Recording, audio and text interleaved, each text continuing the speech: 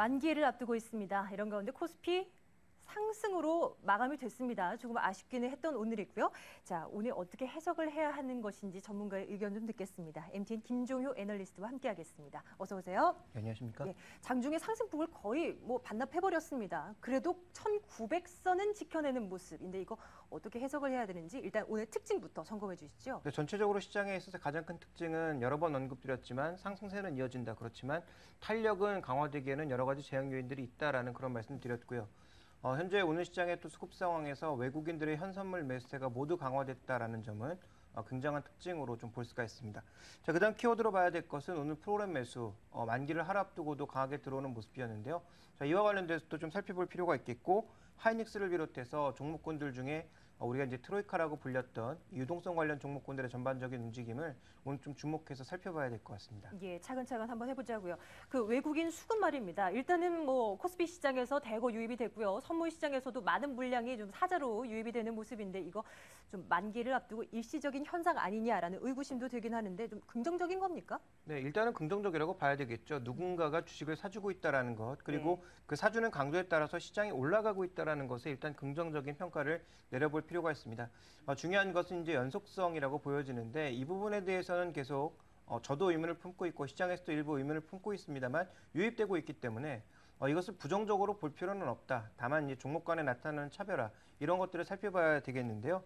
오늘 일단 살펴보시면 일단 쇼커버 물량은 계속 유입되고 있는 것 같습니다. 그리고 장 초반의 움직임은 종목을 골고루 사는 모습을 보여줬거든요. 네. 그래서 장 후반 들어서의 전체적인 금액을 보면 여전히 쇼커버가 강하게 나타나고 있는 것을 확인해 볼 수 있지만 장 초반의 흐름을 봤을 때는 일부 장기 펀드들의 유입이 진행되고 있는 것이 아닌가 생각될 정도로 양호하게 종목들별로 분할해서 들어오는 그런 모습을 보여줬기 때문에 지금 이 두 가지가 계속 혼재돼서 유입되고 있다고 볼 수가 있겠고요.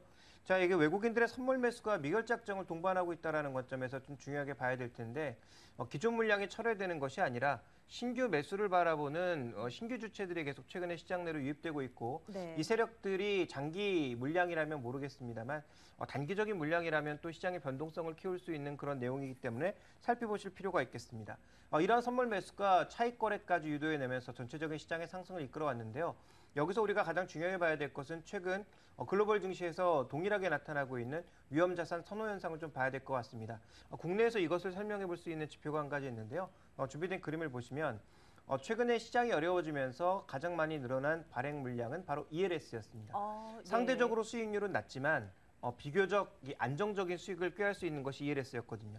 그런데 시장이 반등하기 시작하면서 ELS 발행 물량이 줄어들었다라는 거죠. 무엇을 의미하느냐? 네네. 결국은 최근에 ELS 발행 물량이 줄어들었다라는 것은 ELS 쪽으로 몰렸던 그런 자금들이 이제는 그냥 주식을 사는 방향으로 좀 더 공격적인 방향으로 바뀌고 있다는 것을 설명하고 있거든요. 따라서 외국인들의 최근 매수는 기존의 공매도 물량에 환입하는 그런 물량도 있지만 이런 위험자산 선호도 증가에 따른 이 펀드의 물량 유입 이런 부분들이 작용하고 있다 이렇게 좀 봐야 될 것 같습니다. 안전자산을 선호했던 어떤 심리가 약간은 좀 위험한 구간 쪽으로 조금씩 변화하고 있다는 점 앞으로도 좀 체크해봐야 될 것 같네요. 앞서 특징적인 부분 SK 하이닉스 꼽아주셨는데 그 왕년의 주가 회복하려면 아직도 한참 멀었죠. 그런데 그렇습니다. 오늘 네. 3% 이상 뛰어 올랐고요. 일단 긍정적인 멘트들도 좀 많이 나오고 있는 것 같은데 어때 보입니까? 네, 그런데 오늘 호재로 알려진 것이 이제 애플과 관련된 호재 그리고 플래시 업체의 감산에 따른 구조조정 이런 것들이거든요. 예. 근데 이 호재가 언제 나왔던 겁니까? 제가 알기로는 한 달 전에 나온 호재거든요. 그러니까 여전히 상승에는 똑같은 재료를 써먹고 있다는 거죠. 그래서 지금 보기에는 전반적인 수급 상황의 전환에 따른 현상이 아닌가라고 볼 수가 있겠고요. 상대적으로 또 나쁜 쪽도 여전히 남아 있습니다. 디램 가격이 계속 하락하고 있다든지 PC 수요의 부진이라든지 이런 것들이 남아 있는 상황에서 물론 모바일 비중이 많이 올라갔기 때문에 PC 쪽 비중은 작아졌다라고 얘기하면 뭐 할 말은 없습니다만 어쨌든 예. 나쁜 부분도 분명히 남아 있는 상황이고 새롭게 호재가 나온 것은 아님에도 불구하고 최근 실리콘웍스라든지 애플 관련주들의 급등, 일진머티리얼즈도 주가가 아주 폭락한 이후에 급등을 나타냈거든요. 결국 하이닉스도 같은 개념으로 봐야 되겠죠. 이런 호재로 올랐다기보다는 결국은 기존의 주가의 과도한 하락에 따른 수급 상황의 호전이 오늘의 상승을 이끌어냈다라고 볼 수가 있기 때문에 이 본격적인 펀더멘탈 회복에 대한 기대는 좀 버리시는 게 좋을 것 같고요. 특히 애플에 관련된 기대감은 애플 스스로 3분기 실적을 하향했습니다. 그래서 애플도 지금 아이패드의 출하량이 줄어들 가능성을 언급하면서 네. 아이폰 5가 얼마나 팔릴지는 좀 지켜봐야 되겠습니다만 스스로 이런 부분을 언급하고 있는데 우리가 애플 때문에 하이닉스 주가가 계속 오를 거다라고 얘기하는 건 어불성설이라고 봐야 되겠죠. 그러니까 전체적으로 지금 하이닉스는 펀더멘탈에 기댄 상승이라기보단 과한 매도가 제자리로 돌아오는 정도로 이해해 보시는 게 좋을 것 같습니다. 예, 예. 자, 트로이카주도 함께 체크해드리겠습니다. 트로이카라는 단어 참 오랜만에 듣는 것 같죠.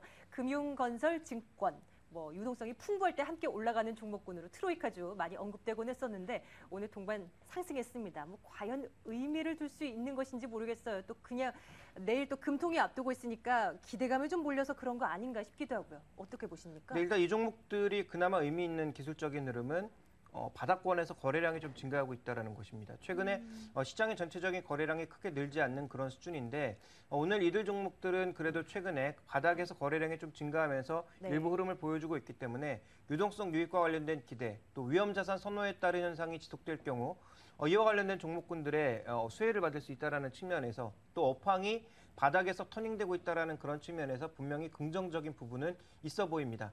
다만 최근에 여러 종목을 언급드리면서 동일하게 드리고 있는 말씀이 추가적인 상승은 가능하지만 기대 수익률을 아주 낮춰라. 높이기에는 좀 어렵다라는 네네. 그런 말씀을 드리고 있는데 이 종목들도 공이 마찬가지라고 보여지고 있고요. 종목별로 봤을 땐 약간의 차별화가 나타날 것으로 보여지고 있는데 상대적으로 수급이 나아 보이는 신한지주라든지 삼성증권, 삼성NG 그리고 두산중공업 같은 종목군들은 그나마 조금 나아 보이는 형국이기 때문에 종목 선택을 한다면 차라리 이런 종목군들의 선택이 상대적으로 조금은 나아 보이지 않나라고 보고 있습니다. 예. 코스닥 시장도 잠깐 가볼게요. 요즘 코스피에 비해서 너무나 힘이 없는 코스닥 시장입니다. 오늘만 하더라도 계속 상승불 켜다가 결국은 밀려난 채 이제 마감이 되는 모습인데 특징적인 부분 코스닥 시장은 뭘 꼽을까요? 네, 두 가지만 말씀드리겠습니다. 코스닥 시장에선 최근 소멸성 테마가 움직이고 있는 모습이죠.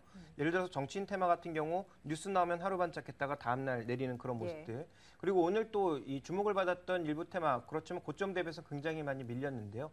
이 녹조 현상이 심화됨에 따라서 이 수처리 관련 테마 움직임이 있었습니다. 그렇지만 장중 굉장히 변동성이 커지는 모습들. 왜냐하면 금요일날 비 오면 이 녹조와 관련된 현상들은 의외로 좀 줄어들 수 있거든요. 그렇죠. 그래서 전체적으로 이런 소멸성 테마가 최근 코스닥 시장의 특징이라고 볼 수가 있겠고 코스닥 시장에 움직이고 있는 투자자들의 투자의 시기 그리고 투자의 그 시기의 조율이 점점 시기가 짧아지고 있다는 것. 왜냐하면 유가증권 시장에서 우리가 흔히 얘기하는 대박이 터질 가능성. 예를 들어서 시장에 1900선 오늘 돌파를 시도하면서 움직였는데 시장의 저항선으로 보고 있는 1930선, 50선도 계속 돌파하는 모습을 보여준다면 유가증권 시장의 안전한 종목 혹은 이 코덱스 레버리지 같은 종목군들로도 충분히 수익률을 낼 수 있거든요. 그렇다면 코스닥 시장에서 짧게 노는 것이 낫다. 왜냐하면 상대적으로 이 불안한 종목에서 홀딩 전략으로 가져가기보다는 네. 짧게 수익을 취하고 나와서 유가증권 시장에 기회가 생기면 언제든지 들어가겠다라는 그런 심리가 현재 코스닥 시장엔 작용하고 있는 것이 아닌가라고 보여지고 있기 때문에